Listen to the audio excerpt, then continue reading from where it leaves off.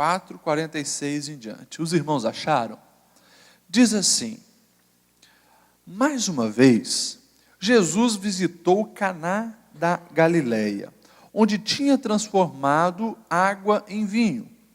E havia ali um oficial do rei, cujo filho estava doente em Cafarnaum. Quando ele ouviu falar que Jesus tinha chegado à Galileia, vindo da Judéia, procurou-o e suplicou-lhe que fosse curar o seu filho, que estava à beira da morte.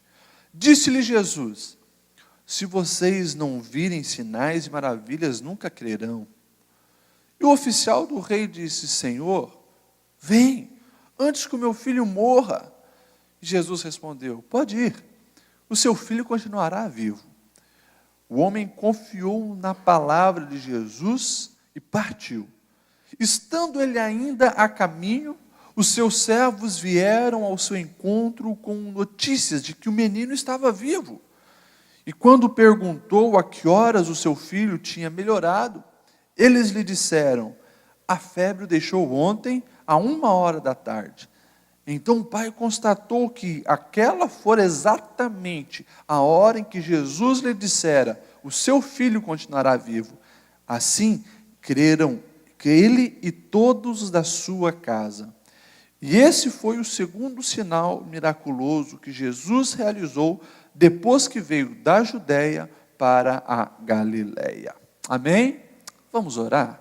Senhor Deus, obrigado por ter feito chegado a nós os relatos dos milagres de Jesus.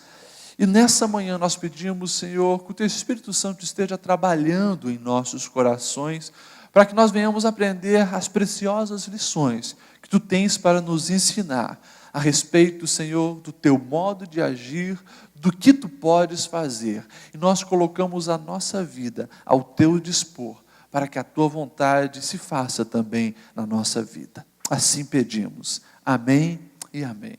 Quero estar sentado, meus irmãos. Mais uma vez nós temos um relato exclusivo de João, por mais que alguns queiram fazer paralelos, né, com algumas passagens de Mateus e Lucas desse milagre, fica bem evidente que só João relata esse milagre, né? A gente consegue separar de outros milagres de Jesus. E aqui tem lições importantes para nós aprender. Jesus, né, o seu principal ministério foi na Judéia, ali nas cidades em torno de Jerusalém, mas de vez em quando ele ia na Galileia, né, que era também a sua terra natal. Foi chamado de Galileu, de Nazareno, né, foi chamado, né, do nome que davam às pessoas que moravam naquela região da Galileia. E aqui nós vemos Jesus, mais uma vez, voltando ao lugar onde ele havia feito o primeiro milagre. João relata esse milagre no capítulo 2. Nós conhecemos muito bem, já falamos sobre ele, a transformação da água em vinho lá em Caná da Galileia. E a gente pode lembrar muito bem que esse milagre da transformação da água em vinho, já falamos, foi um milagre que Jesus fez para revelar, fortalecer a fé dos discípulos, para que eles crescem e para salvar aquela família. Família que iria começar debaixo de maldição, porque na festa do casamento estava faltando algo que era essencial, que era o vinho. E Jesus salva aquela família, não dando importância ao vinho, mas à família. Alguns confundem pensando que Jesus gostava de, vamos fazer o povo festar e se embriagar. Não, Jesus estava salvando uma família, naquele primeiro milagre. E Jesus agora volta novamente em Caná da Galileia. E aqui, já tem uma lição importante para nós, porque lá, naquela região, estava quem? Um oficial. E ele ouve falar algumas coisas a respeito desse Jesus. Irmãos, qual é a lição que a gente pode aprender aqui? É justamente que tipo de fama nós deixamos por onde passamos. Jesus, quando ele passou em Caná da Galileia, por mais que muitos galileus não criam nele, porque viram, que era alguém todos conheciam antes, na sua juventude, como é que agora faz milagre e se diz filho de Deus? A gente tem outras passagens paralelas que diz que na Galiléia houve, né, uma restrição à aceitação do que Jesus pregava, ensinava, fazia e vivia. Mas agora aqui, num segundo momento, já claro, depois de muitas coisas acontecerem no ministério de Jesus, provavelmente nós já estamos no último ano do ministério de Jesus, nós vemos que o assunto lá em Caná da Galileia era a respeito de um Jesus que fazia coisas maravilhosas, de um Jesus que fazia coisas impossíveis. E provavelmente chegou a ouvir daquele oficial do rei, olha, esse Jesus, ele faz o impossível acontecer. Esse é Jesus que, quando esteve aqui, ele transformou a água em vinho. Ele salvou a família lá do Joãozinho, da Mariazinha. Eles iam começar debaixo de maldição. Jesus esteve aqui, fez o milagre e salvou eles. Salvou a família deles. Hoje está lá, ó, família abençoada, né, com os filhos, felizes. Tinha testemunho positivo de Jesus aonde ele passava.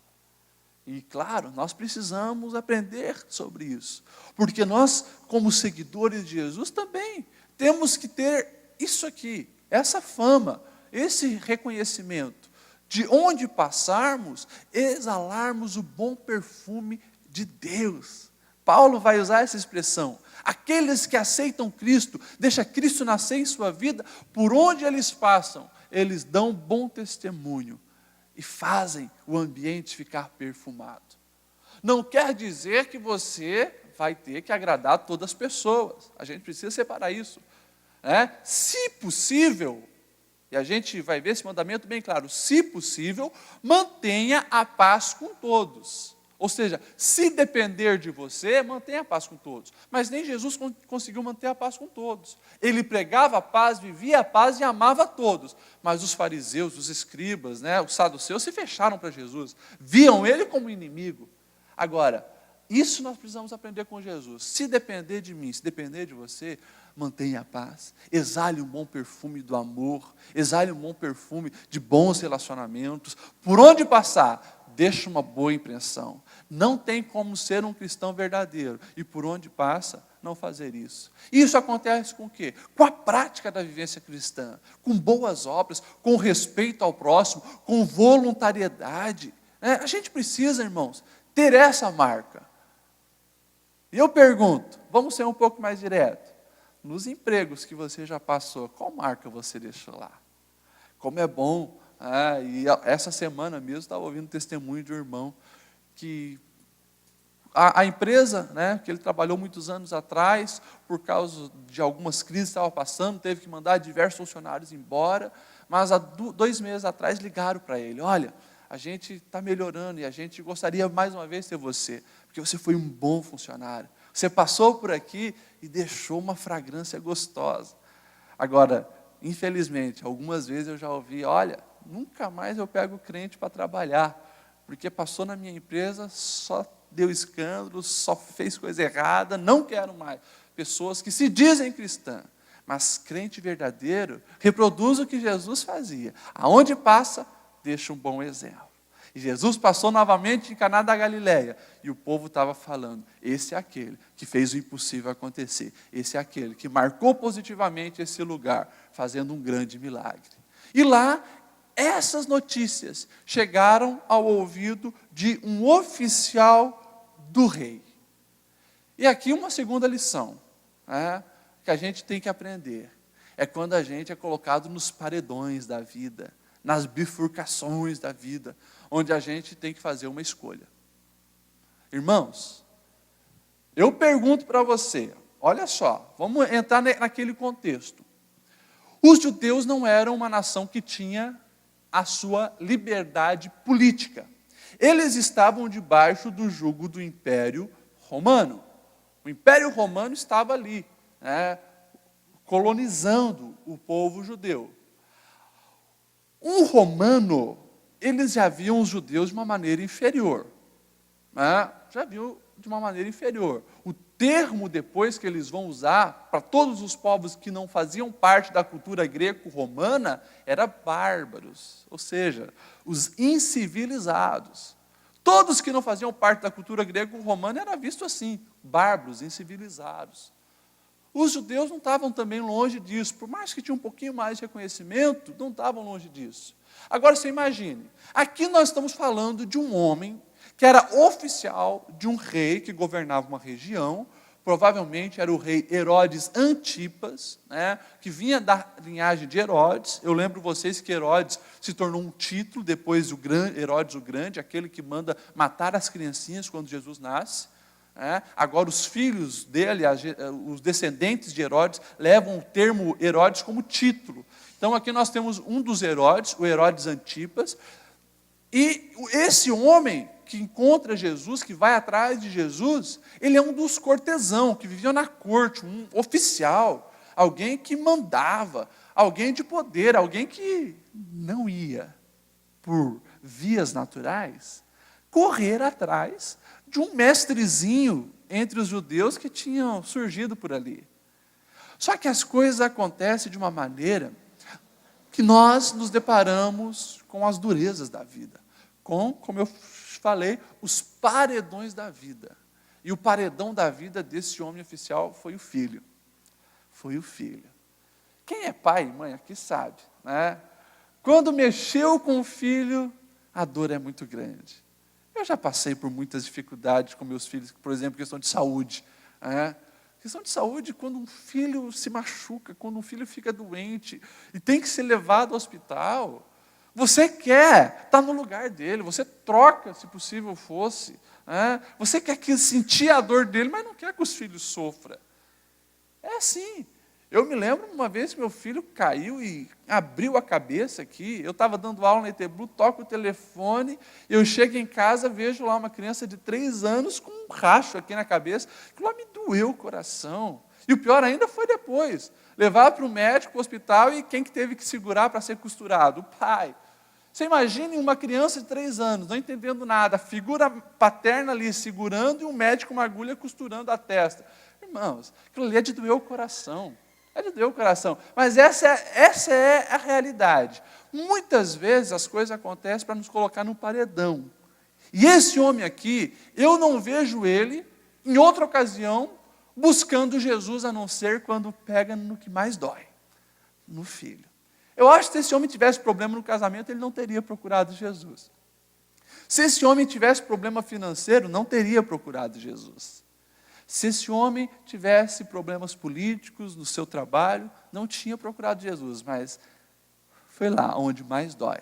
O filho estava à beira da morte. Daí esse homem, ele sai do cargo dele, de oficial do rei, ouve falar de um mestre judeu, e daí ele não tem dúvida, eu vou procurar esse Jesus. Só que aí a gente precisa entender o contexto. Você imagina isso, um homem que na região onde ele vivia, né, e ele provavelmente vivia na região de Cafarnaum, onde estava o seu filho, ele era conhecido como, cortesão do rei, autoridade, tinha um posto elevado, tinha a sua reputação pública, todos conheciam como o cara, a autoridade. Você agora imagine isso, né? Esse homem está numa bifurcação porque ele vai ter que fazer uma escolha. Espera aí, ou eu mantenho a minha reputação pública, desse homem da elite, e o meu filho morre, ou eu abro mão desses títulos, eu abro mão do que está todo mundo pensando de mim, esperando de mim, e eu vou atrás de um homem que muitos falam mal, repudiam, mas que eu sei que faz milagres. Você entende o paredão que ele está, a escolha de vida que ele tem que fazer? E aqui esse homem, ele nos ensina a fazer uma escolha muito sábia, porque ele não tem, nesse momento de crise, chegou na última escolha, ele então abre mão de toda a reputação dele, e ele vai atrás de Jesus. E a Bíblia deixa bem claro, eu gosto de João da expressão que ele usa, porque ele diz assim, olha, procurou e suplicou por Jesus. Gente, sabe o que é isso? É um homem chegar publicamente, porque Jesus estava cercado de gente, e suplicar. Um homem que estava acostumado o tempo todo a dar ordem, mandar. Ele mandava e as pessoas faziam. Agora ele está suplicando por misericórdia de um judeu de meia tigela que os romanos nem bola andava. Isso, irmãos, muitas vezes acontece com a nossa vida. A gente, às vezes, se apega em reputações. A gente se apega em títulos. E eu estou cansado, infelizmente, de ver pessoas que mesmo no limite, mantêm o seu orgulho, mas não dão um braço a torcer. Eu já vi pastores perderem filhos por causa da reputação pública. Todos viam um pai como um homem de Deus, mas o filho lá em casa, que queria atenção, queria carinho, queria brincar de uma bola, o pai não. Eu sou santo, não brinco de bola. Perdeu o filho por causa da reputação. E não só isso. Quantas pessoas publicamente hoje, engolem o seu problema, estão numa crise ferrada na questão familiar. O casamento está indo à bancarrota, mas ele tem que manter a aparência. Não sai procurar ajuda, não pede ajuda para ninguém. Orgulhoso. Ninguém precisa saber que eu estou passando com problema no meu casamento, com os meus filhos. Daí perde o casamento, perde os filhos por causa do orgulho. Este homem nos ensina que quando chegam os paredões da vida, as bifurcações da vida, não deixa morrer o que tem mais de precioso para você, a tua família, o teu filho. Vai atrás de ajuda, porque o Senhor, Ele pode fazer milagres acontecer. Esse homem, ele foi e suplicou a Jesus. E daí uma coisa interessante que eu vejo, é a maneira que esse homem chega a Jesus. Ele ouviu falar de Jesus. E daí, então, ele chega fazendo um pedido para Jesus. Senhor, eu desejo que tu vai lá e cure o meu filho. A expressão que nós vemos aqui é fosse, e suplicou-lhe que fosse curar seu filho que estava à beira da morte. E aqui uma terceira lição. Jesus, ele faz o milagre acontecer, mas ele não cumpre o desejo, não resolve o problema da maneira que aquele homem queria, da maneira que aquele homem esperava. Jesus faz diferente. Aquele homem, ele chega limitando o poder de atuação de Jesus, porque ele achava o seguinte: Jesus pode curar o meu filho, porque eu já ouvi que ele curou muita gente. Mas ele imaginava que Jesus precisava ir lá em Cafarnaum, onde estava o filho. Ele imaginava que Jesus precisaria andar em torno de 40 quilômetros da onde ele estava, Caná da Galileia para Cafarnaum, e quando Jesus estivesse fisicamente perto do filho, Jesus ia curar o filho. E daí, Jesus olha para ele, e primeira coisa Jesus diz, Jesus dá uma dura, não nele apenas, mas em todos que estavam ouvindo. Jesus diz: será que é preciso ficar fazendo milagres e maravilhas para que vocês creiam? E aquele homem insiste: Jesus, venha comigo antes que meu filho morra. E daí Jesus olha para ele e diz: pode ir, o teu filho viverá. Olha isso, e aqui tem coisas preciosíssimas para a gente aprender. A Bíblia diz assim: depois que Jesus falou isso, o homem confiou na palavra de Jesus e partiu. Irmãos, o agir do Senhor é fantástico, porque Ele supera as nossas expectativas, Ele supera a nossa limitação, porque a gente sempre está esperando que o Senhor age de certa maneira. A gente limita a atuação do Senhor, porque a gente quer Jesus, faça assim, assim, assim. E esse não é o primeiro milagre. Pelo menos uns 5 milagres que a gente estudou aqui, a gente viu isso. As pessoas querendo limitar o agir do Senhor. Mas Ele sempre surpreende, sempre age de maneira estranha. Vocês se lembram, até mesmo nessa passagem do primeiro milagre em Caná da Galileia, Jesus faz uma coisa absurda, porque Ele manda não ir buscar vinho, Ele não faz aparecer uvas, espreme e faz o vinho. Ele manda encher as talhas, os potes com água. E encha de água e leve lá um mestre de sala. Coisas absurdas, mas houve obediência por parte dos servos. Encheram de água e levaram. Quando o mestre de sala provou nesse primeiro milagre, diz: uau, vocês deixaram o melhor vinho para o final. Milagre. E aqui mais uma vez, né? Jesus falando, ei, eu não preciso ir lá. Deixa que o meu poder não se limita a um espaço geográfico. Para mim fazer acontecer as coisas, eu não preciso estar presente. Pode ir, o teu filho vai viver. E aqui duas coisas importantes. Primeira coisa, João diz que aquele homem confiou na palavra de Jesus. Aquele homem já tinha aberto, né, mão de tudo. Abrindo mão de tudo que ele era, a reputação. Estava todo mundo vendo ali que o oficial do rei estava agora pedindo misericórdia para Jesus. Mas foi muito além disso. Ele confiou na palavra de Jesus. Irmãos, agora você imagine isso. Ele confiou na palavra de Jesus e João complementa. Ele partiu. O filho estava à beira da morte. Ele queria que Jesus fosse lá, carne e osso. Jesus não faz não realiza esse pedido dele. Mas Jesus faz o milagre. Agora, olha a fé desse homem na palavra de Jesus. Porque ele vai ter que andar 40 quilômetros, crendo que o seu filho estaria bem. Ele não estava levando Jesus, mas ele estava com fé que o seu filho estava curado. E aqui a gente volta a bater naquela tecla que falamos domingo passado. Fé que gera obediência. Ele não creu e ficou insistindo, Jesus, mas vamos lá, vamos lá. Não, ele creu, fechou a boca e partiu para casa, confiando que o filho dele estaria vivo, estaria curado. Isso é confiar na palavra do Senhor. Às vezes nós falamos que confiamos no Senhor. Nós acreditamos nos ensinamentos de Jesus, nós confiamos que os ensinamentos dele é o melhor para a nossa vida, mas a gente confia e ao mesmo tempo desconfia, porque a gente não obedece. A gente confia, mas não vai, porque a gente está apegado à nossa limitação do agir do Senhor. Isso aqui é um ensino fantástico que este homem aqui tem para nossas vidas. A fé, ela sempre gera obediência. E olha só a continuação. Estando ele ainda a caminho, os seus servos vieram ao seu encontro com notícias de que o menino estava vivo. E daí ele pergunta, quando que foi isso? Porque os servos estavam vindo, né? Imagine, ele estava aqui, Jesus falou, o menino foi curado lá. Os servos viram que o menino ficou bom, também saíram de lá. Vamos chamar o nosso Senhor.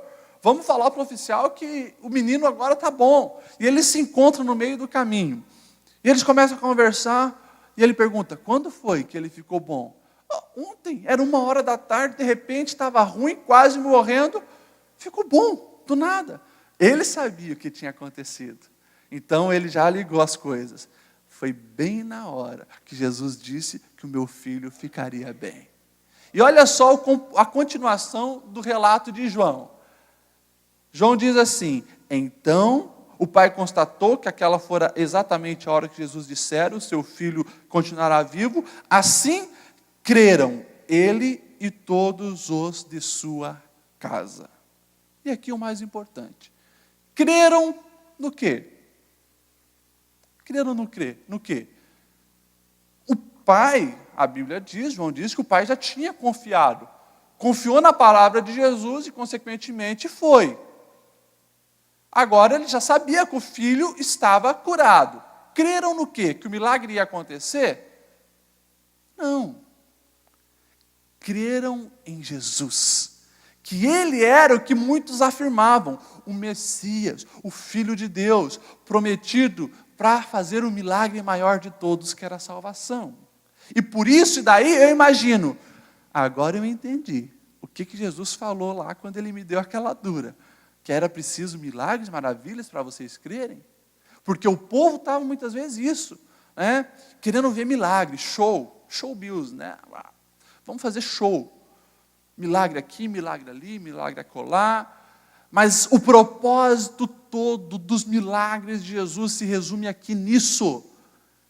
Os milagres de Jesus são para que as pessoas cresçam nele, que ele é o Filho de Deus, que veio curar não apenas o biológico, mas a alma, o espiritual, ligar os homens a Deus. E aqui, meus irmãos, é a principal mensagem dos milagres de Jesus, levar as pessoas a crerem. Eu já falei para vocês que Jesus, ele não realizou todos os milagres que apareceram para ele. Como nós falamos ali, 2 semanas atrás, o paralítico em Betesda, onde as águas se mexiam, tinha um monte de gente precisando de milagre, estava lá. Jesus só realizou um milagre naquele homem. E os outros que estavam ali? Provavelmente tinha cego, tinha coxo, tinha mudo, tinha um monte de gente precisando de milagre. Ou você acha que, porque Jesus ressuscitou o filho da viúva de Naim, a filha de Jairo e Lázaro, outras pessoas não morreram? Jesus só ressuscitou 3 pessoas enquanto ele esteve aqui na terra. Os outros morreram. Jesus curou esse menino doente, o filho do oficial. Mas quantos filhos dos outros oficiais também não morreram? Quantas outras crianças doentes não morreram enquanto Jesus estava aqui? Quantos paralíticos não foram curados por Jesus? Quantos cegos continuaram cegos quando Jesus passeava sobre a terra? Quantos milagres não aconteceram? Porque Jesus fez algumas coisas específicas para alguns, para quê? Para que aquilo que ele fez por todos ficasse em evidência. Esse milagre, sim, o milagre da salvação, Jesus fez por todos. Por isso João vai dizer, olha, Deus amou o mundo de tal maneira que enviou o seu Filho Jesus, para que todo aquele que nele crê, não pereça, mas tenha a vida eterna. Esse é o milagre de Jesus para toda a humanidade, o milagre da salvação. E é o principal milagre que nós precisamos. O milagre de ter os nossos pecados perdoados, de estarmos novamente conectados a Deus e desfrutar disso, que esse homem agora estava desfrutando. Ele ligou as coisas, agora eu entendi. Nós precisamos crer que Jesus é o Filho de Deus e que esse milagre aqui é fichinha perto do que Ele tem para as nossas vidas. E ele e a família dele creram em Jesus. Eu gosto disso também. Quando ele inclui a família, João faz questão de relatar, ele e a sua casa creram em Jesus. O propósito de Deus é para a salvação da nossa casa, da nossa família. E a gente precisa buscar isso. Crer no Senhor Jesus Cristo, deixar Ele governar o nosso lar e fazer, entre todos os milagres, o principal de todos, o milagre da salvação, é o que nós precisamos. Irmãos, os milagres de Jesus nos ensinam isso, que nós precisamos, antes de tudo, buscar o milagre da nossa alma, a cura do nosso espírito. E quando nós olhamos para esse homem aqui, é um homem agora que volta para casa, e ele vê o seu filho bem, mas muito mais importante que isso, ele vê a sua casa salva, a sua casa crendo em Jesus, que Ele era o Filho de Deus e que tinha uma nova vida, um novo plano para eles. Que nós venhamos aprender isso, meus irmãos. Aprender que o Senhor pode fazer milagres nos detalhes da nossa vida. O Senhor pode curar enfermidades. O Senhor pode abrir portas que estão fechadas. O Senhor pode fazer muitas coisas, mas o mais importante, o que o Senhor quer, é que você seja salvo, que você leve a sua família aos pés dele. Aí sim, você será bem-sucedido. Não adianta aquele homem voltar para casa, não adiantaria. Voltar para casa, o filho bem, de pé, correndo de novo, feliz da vida, mas chegaria uma outra doença, chegaria um outro problema, ou quem sabe vivesse tanto tempo a ponto de morrer de velhice, mas iria morrer. Mas agora o mais importante tinha acontecido. Ele sabia que aquele garoto, quando morresse, ele ia para os braços do Senhor. Ele iria se encontrar com o seu Deus, porque eles enxergaram que Jesus era o caminho ao Pai.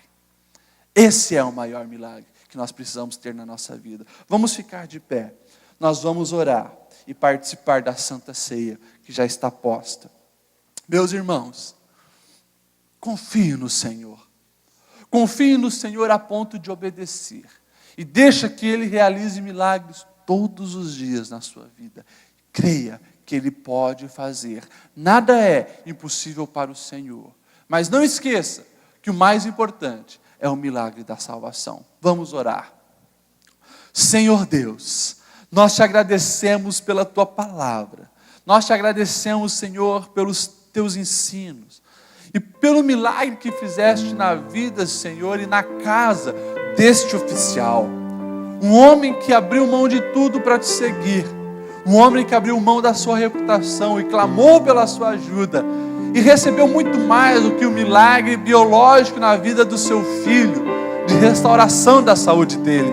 mas ele recebeu, Senhor, o milagre da salvação, a alegria, a harmonia, a esperança eterna de servir a Ti. Senhor, é esse milagre que nós queremos todos os dias na nossa casa. É o milagre, Senhor, de ter a Tua presença em nosso meio. É o milagre, Senhor, de ver a restauração que nós temos em Ti, os pecados perdoados, acesso direto ao céu. Deus, é esse milagre que nós queremos desfrutar todos os dias, com a nossa esposa, com o nosso esposo, com os nossos filhos, na nossa casa, porque nós entendemos que vivemos para Te servir e que a nossa casa, Senhor, também existe para glorificar o Teu nome. Venha sobre o nosso lar, venha sobre a nossa vida e salva-nos, Senhor. Esse é o nosso pedido, em nome de Jesus. Amém e amém.